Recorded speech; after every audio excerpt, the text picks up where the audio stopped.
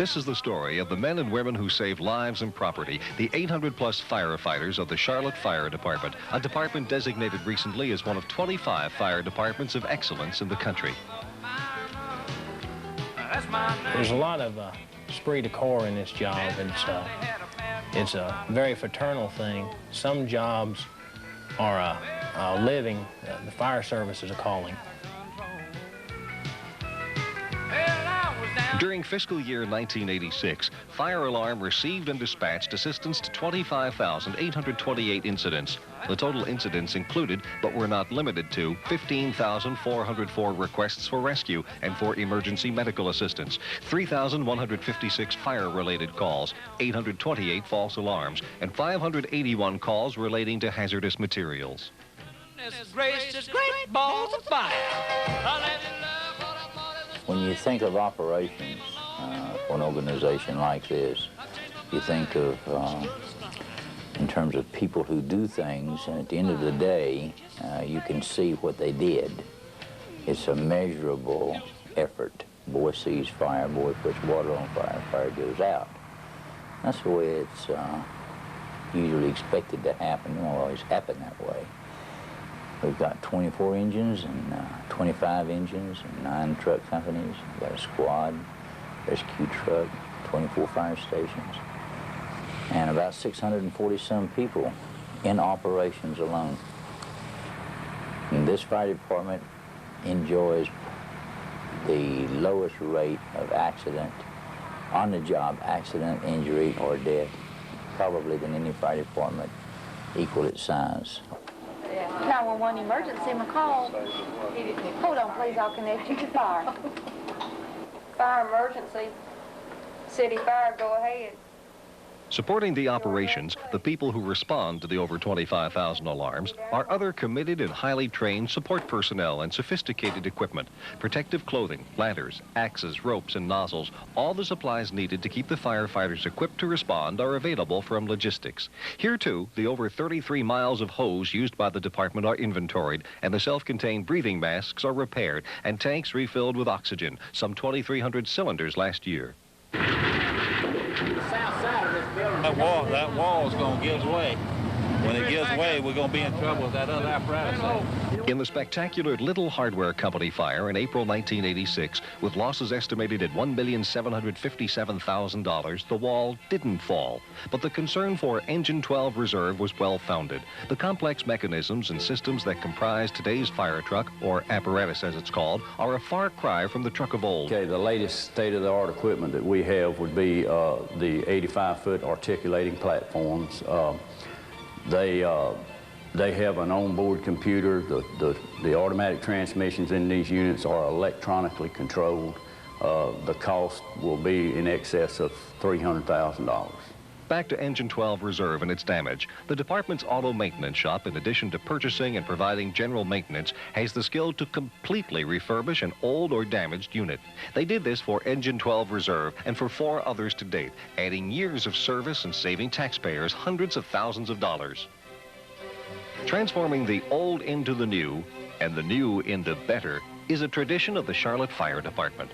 We've been really fortunate in the past great many number of years, because city management has allowed us to some additional funding from time to time to try new things. The department has led the nation in pioneering the testing and use of more efficient, wide-diameter hose, in improving high-rise rescue techniques, and in developing a program of arson investigation training that has been adopted by the National Fire Academy. In fact, training is a hallmark of the Charlotte Fire Department. I think around 59 that we had the sodium explosion. That probably, if you had to identify one thing, I would suggest that put the Charlotte Fire Department into education more than any other single occurrence. One day the dust was on the books, the next day you couldn't even find the books. The Fire Training Academy offers an ongoing curriculum in all fire-related subjects, as well as emergency medical techniques. Our recruiting process here in the fire department has changed a considerable amount You know, the bottom line is it's just not whether it's a minority or whether it's a female or whether it's a white male. The bottom line is who can do the job. We have a very, very great training program here in the fire department.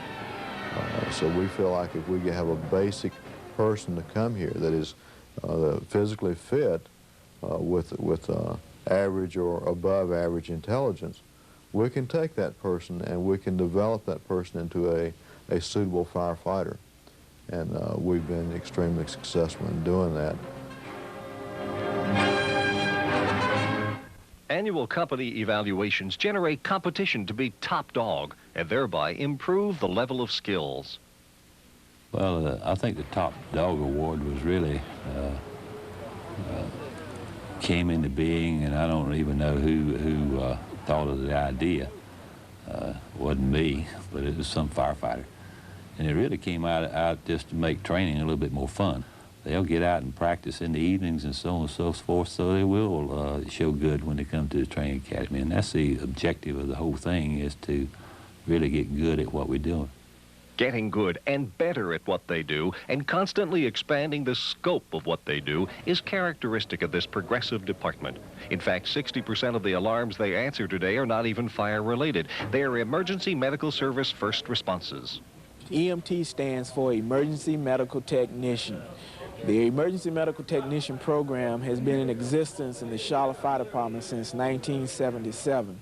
The city went into a contract agreement with the county, which the county stated that the fire department would provide the first responder program, which means we are able to respond within anywhere from 3 to 4 minutes of any given area in the city of Charlotte. We get a lot of questions asked to us by citizens, why are the fire trucks responding to medical emergencies?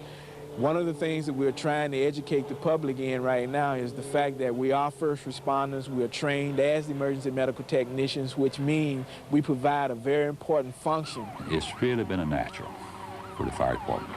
In doing this role, it amazes me at what they have been able to do and the lives that they've been able to save, and the good feeling that they come away in doing that. And it's a personal satisfaction kind of thing, and I really think that's really has made that a success. Saving lives, responding to life-threatening situations in today's chemical-crowded environment presents new challenges. July 1982, the City Council approved about $35,000 in our budget for the development of a hazardous material response team. In September the 13th, 1982, we had a major chemical fire that required the evacuation of about 5,000 residents in the city, and the mayor established a Blue Ribbon Study Committee, and one of their emphasis was to go ahead and get this team developed and get it up and running, and emphasize some new procedures that should take place in the Charlotte Fire Department. Special equipment, specialized techniques require practice and have practical application in the over 500 hazardous chemical incidents each year. There's certain chemicals today that attack the body and the organs of the body, so we need protection from that if we're going to be dealing in leaks and spills. And virtually what you have is the same thing as some children have some diseases where they can't be exposed to the atmosphere, and they have to live in special atmospheres, and they're in a cocoon-like, and that's what we have here. We had a plane that crashed, whereby it landed on the railroad tracks and it tore out the underbelly of the aircraft. In turn, it started leaking fuel. It started flowing into a culvert. So we were called to take care of that incident. What we did when we got there was we used the Veta system. This Veta system is a rubberized tubing that we use to blow it up and put into the hole. So he's pumping it up and sealing it off. Okay, now what in effect we've done is cause a dam here. So we've got all the contaminants on this side. We no longer have it flowing through the pipe. Charlotte is among the top of the cities who have done something responsive in the way of training, equipping a hazardous materials group. And the city can be justifiably proud of it. One of the things that I think has pleased my committee members most is the fact that when we go to our quarterly meetings, we're now hearing of occurrences that the hazardous materials group stabilized so quickly that not only did it not become a crisis, many people are not even aware that there was a problem in the first place. Another evidence of specialized equipment and training is Station 17 at the airport.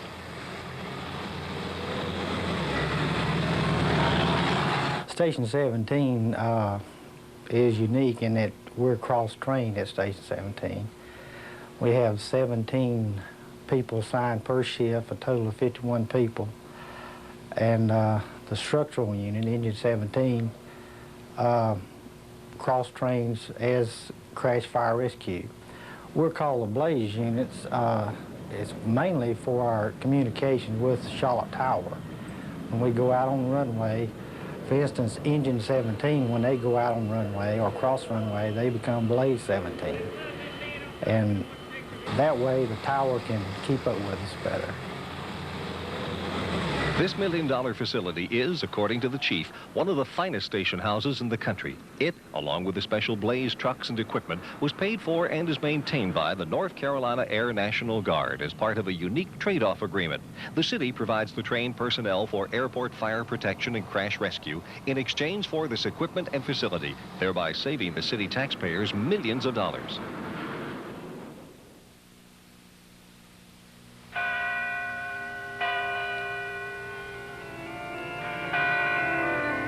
This Charlotte monument to fire loss stands on North Tryon Street. In 1984, an escapee from a Texas mental institution set a fire which resulted in a 3-alarm blaze and estimated damages of $860,000. This was a case of arson, an incendiary fire intentionally set. This office does not investigate every fire which occurs. However, last year from this office, we investigated 593 fires, total fires. Of those fires, 298 were determined intentionally set, that someone set them out of malice.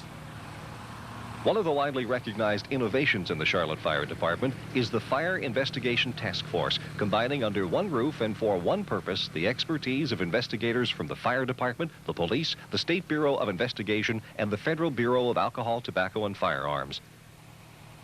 In Charlotte, since the inception of the Fire Investigation Task Force, we have maintained a clearance rate here in Charlotte of somewhere in the neighborhood of 35% case clearance for intentionally set fires here in our city. The national average on a year given is in the neighborhood of 18%. It rarely goes over 20% as the national average. The difference here is that a fire investigator and a police arson investigator work together from the fire scene all the way through the courtroom so that each one knows what the other is doing as far as interviews as to what caused the fire, so that when the door is closed behind the arsonist in the prison, they both know that they've done their job and done it correctly. And the